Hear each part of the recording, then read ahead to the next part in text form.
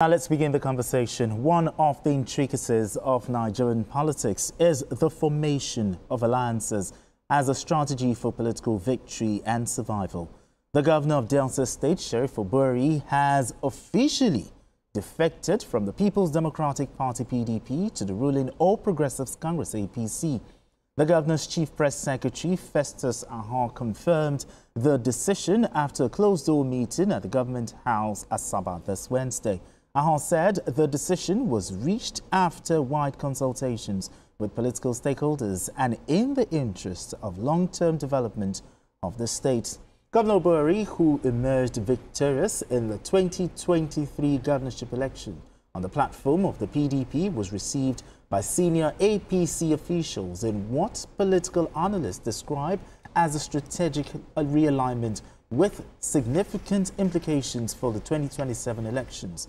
A former governor of the state and PDP vice presidential candidate in the 2023 elections, Okowa, has also dumped the PDP for the APC. Senator James Manager announced the defection in Asaba after a meeting at the government house. Manager stated that all PDP members in the state, the speaker, the state party chairman, all local governments chairmen and others have agreed to move to the APC.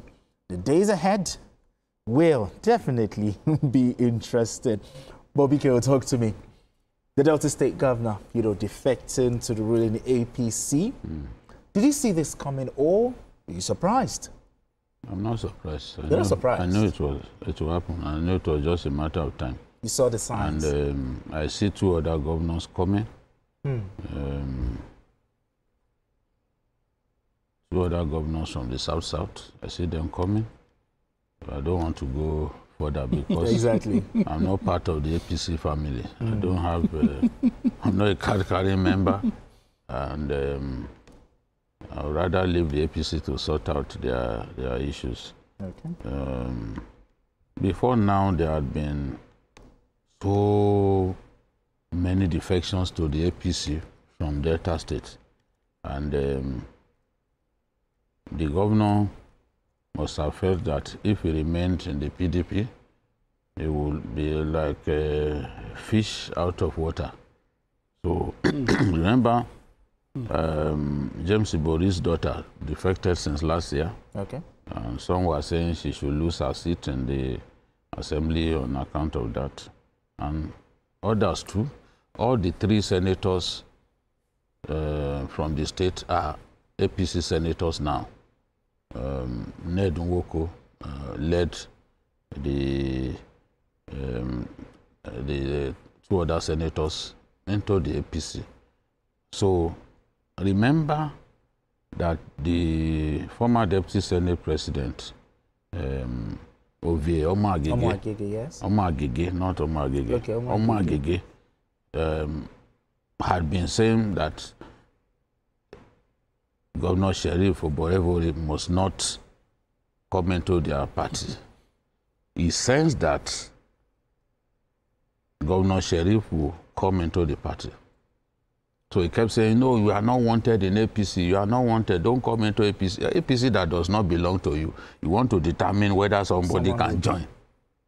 Of course, his own game is clear. If the governor comes into the party, it will affect his he becomes the leader of the party. Because a governor is the leader of the party in the state. Whether it's PDP or APC, is the same thing. Where you have a sitting governor, he automatically becomes the leader. Where you have a former governor, you've not been able to produce a governor. Okay. The former governor becomes the leader. When there is no former governor from your party, then the highest ranking political office holder like a senator, assumes the leadership. Okay. So Omagege had always seen himself as a leader, and he's a leader in his own right. And he's been eyeing the governorship. He knows that once the governor comes, it will affect his chances. It will affect his chances. Because this thing is by delegate system. True. So, and the governor with all the resources at his disposal, you can't come from nowhere and defeat a governor in a primary election. It's not going to be easy, So I saw this coming In fact, if we were discussing this issue and Kunleshi was sitting here, invariably I had to say, it's enough. Because he was beginning to say, oh, the president is a lot stronger now. He wanted to talk about those who are coming. Absolutely. So I had to tell him at that stage to keep his gunpowder dry. As we move on, we see a lot of dramatic things. The undisputed leader of Delta State politics is James Ibori. And James Ibori is close to the president at this time. So those who can project what will happen in the next coming days, they're already seeing a shift and it's influencing their political behavior. So people like Tompolo, for example, they are with this government. And Tompolo too is strong in his own right. So ultimately now, the political map of Delta State is being redrawn. And a party that had never won election since 1999, PDP had never failed to take Delta State because they've been since there 1999.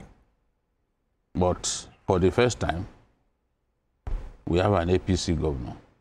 And it's not only that, all the assembly members who are from PDP, they are going to go into APC. The House of Reps members, like their mates in the Senate, they will move into APC.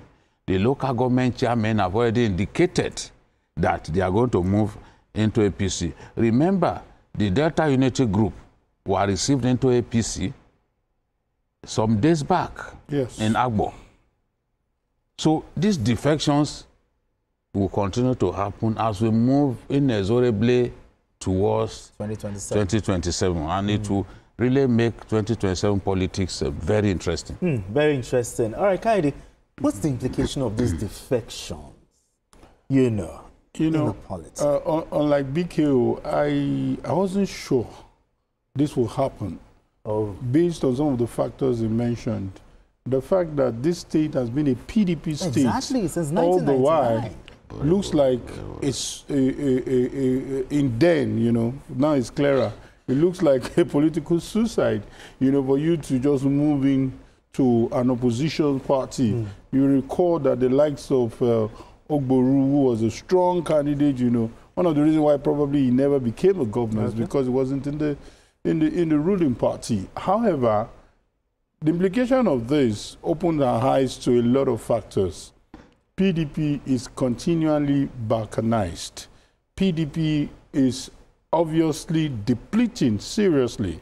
This is a clear scenario that the House is in disarray. We don't know, there is a name called the acting chairman of PDP. Who is he presiding over? Who is he talking to? What weight does he carry? Anyone who is serious is not likely to stay with such a party. When El Rufai said then that that was not his word, when he said, forget PDP, I cannot leave APC and go to PDP, we felt, oh, that was a bit, disingenuous of him. But now it's getting clearer that PDP is totally balkanized. A name, you can still call them the main opposition party, but with what is going on, it is clear that this is a big problem. We are talking about Okoa, the running mate to the presidential candidate in the last election. I was surprised with that one. Defecting. We're talking about Delta State. The name Delta is synonymous to PDP. But look at the whole indices. We are talking about 3 senators. We're talking about, even when Ned Nwoko made that move, for some of us, we were like, wow, something serious is coming. And it's clear. But trust me, there will be some kind of power tussle in PDP Delta State with Omar Gigi. They call the party a sinking ship. I mean, what does this mean? Is it that the PDP cannot, no hope of getting their acts right again, or what? What is happening to PDP is like a typhoon in the desert. The party is receding rapidly, and the earlier they realize it, the better. And they still have battles ahead of them because despite his age, Atiku, the perennial contestant, still wants to be the standard bearer of the PDP. And I know that this will cause serious problems because the younger people in the party will ask themselves whether the party was created for the Waziri Adamawa, because he's had so many opportunities without laying his hand on the presidency. He's been a perennial contestant, he's been a perennial litigant. Every opportunity, he throws his hat in the ring. And on many occasions, he gets the nod. This time around, many of their governors will show an interest in the presidency. They are going to slug it out with Atiku. They have resources, they have clout. So maybe his best chance is to move to SDP, because I know that those governors, Bala Mohammed, Rotimi Makinde, yes, Sheyi Makinde. Okay. Rotimi is the former federal lawmaker. Okay. You know, Sheyi Makinde and others are also interested, and they know that with Atiku not out of the way, they do not stand a chance. So they are going to slug it out to make sure that Atiku does not get the tickets. Okay. We have Isa calling from Bauchi. Isa, let's talk. Okay. Isa? Yes, how are you? Yeah, yes. Good evening. Good evening. Let's talk. Yes, okay. My regard to the guest in the studio. Yes, Mr. Jide, how are you? I'm fine. Alhamdulillah. So actually, my own take is not much about this program. I just want to draw the attention of our leaders towards doing what is right for us at this moment. For me, I'm seeing this politicking is not yet time for it. Please, they should hold on for a while and look at the issues at hand and address these issues, pressing issues that are becoming very obvious to the country. Please and please let them hold on. Everybody should hold his arm and let us address especially this issue of security. Look at how it's ravaging our people in the North Central and even our state and our zone. So please. All right, thank you so much. Thank you so much. Thank you so much. He has a point. Political leaders should focus on governance rather than 2027 politics. That's the point that he's making. I also think that he's right, because even the president said, no, I've not asked anybody to start campaigning for me. You know, so these defections will point to the fact that people are already warming up to, for 2027 politics. So he has a point in saying, look, let's focus on governance, let's solve the big problems. Exactly. We still have 2 years. Bothering our people. Your final thoughts on this? Yeah, I think there are clear signs that as much as we should focus on so many things bedeviling the country, in the political landscape, there is, I don't know what will happen in 2027. It's looking like opposition are in total disarray, and we may just have a landslide in 2027. All right, fingers crossed.